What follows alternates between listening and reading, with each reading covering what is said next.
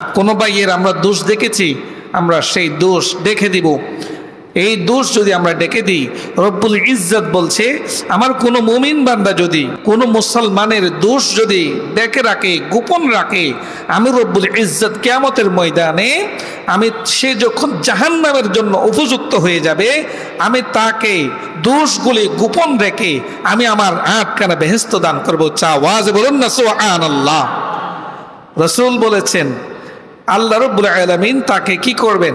দোষ গোপন রেখে জান্নাতে প্রবেশ করাবেন।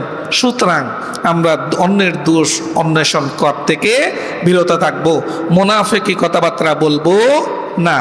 আজকে সমাজের এই বিষয়টা এই জন্য নির্ধারণ করছি, এই সমাজে শুধুমাত্র সমাজ না, পুরো বাংলাদেশের মধ্যে আমরা পরনিন্দা করতে বড় পছন্দ। কথা বলেন ঠিক কিনা? এইখানে আমাদের কোনো লাভ নেই। আমাদের কোনো লাভ আছে? আমরা যদি অন্যের বদনাম করি আমাদের কোনো লাভ আছে? লাভ নেই।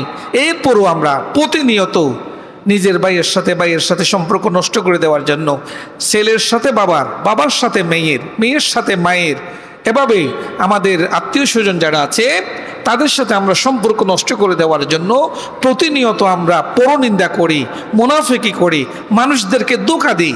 রব্বুল ইজ্জত আমাদেরকে সেখান থেকে বেঁচে থাকার কথা বলেছেন আপনি সামনে পেছনে আপনি যদি অন্যের যদি নিন্দা করেন, অন্যকে যদি আপনি কষ্ট দেন, অন্যের দোষ যখন আপনি খুঁজতে যাবেন, রব্বুল ইজ্জত বলছে আপনি অন্যের দোষ খুঁজতে ব্যস্ত হয়ে গেছেন অন্যকে ধ্বংস করার জন্য।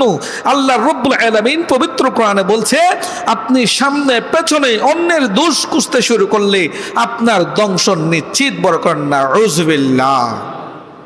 সুতরাং আমরা অন্যের দোষ গোপন করব, অন্যের ভালো গুণগুলি আমরা তুলে আনবো, তাহলেই আমরা হব আল্লাহর প্রিয় বান্দা। কথা বলেন ঠিক কিনা?